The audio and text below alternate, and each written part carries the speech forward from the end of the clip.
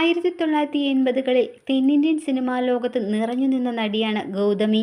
മോഹൻലാലിൻ്റെയും മമ്മൂട്ടിയുടെയും നായികയായി മലയാളികൾക്ക് ഏറെ പരിചിതയായ നടിയാണ് ഗൗതമി. അഭിനയത്തിനു പുറമെ ഒരു കാലത്ത് രാഷ്ട്രീയത്തിലും സജീവമായിരുന്നു.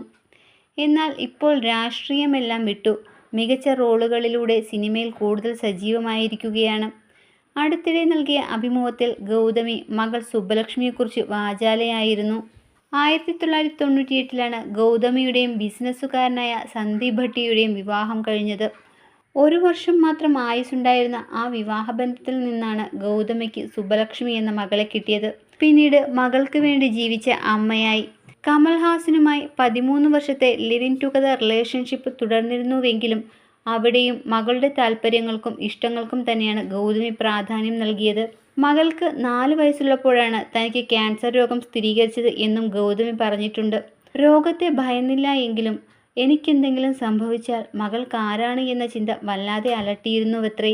അന്ന് ടിവിയോ മറ്റ് ഗാഡ്ജറ്റുകളോ ഉപയോഗിക്കുന്ന ശീലം മകൾക്കുണ്ടായിരുന്നില്ല. ക്ലേ, പസിൽസ് പോലുള്ള കൈകൊണ്ട് കളിക്കാൻ പറ്റുന്ന ഗെയിമുകളാണത്രേ നൽകിയിരുന്നത്. ചെറുപ്പം മുതലേ പുസ്തകം വായിക്കുന്ന ശീലവും മകളിൽ ഉണ്ടാക്കിയെടുത്തു. ദിവസം ഒരു പുസ്തകം വായിക്കണം എന്നത് നിർബന്ധമായിരുന്നുവത്രേ. 9-10 വയസ്സുവരെ ഞാൻ ഒരു നടിയാണ് എന്നതുപോലും മകൾക്കറിയില്ലായിരുന്നു. അമ്മ എന്നാൽ അതാണ്. എനിക്ക് അവളിൽ ആ ഒരു ഐഡൻറ്റിറ്റി മാത്രമേയുള്ളൂ. അമ്മ എന്നാൽ അമ്മയാണ്. അമ്മയെക്കുറിച്ച് പൊതുവേദിയിൽ ചോദിച്ചപ്പോൾ അമ്മ എന്ന വാക്കിന് അപ്പുറത്തൊന്നുമില്ല, അമ്മയാണ് എനിക്കെല്ലാം എന്ന് സുബ്ബലക്ഷ്മിയും പറഞ്ഞിരുന്നു. ലണ്ടനിൽ പഠിക്കുകയാണിപ്പോൾ താരപുത്രി.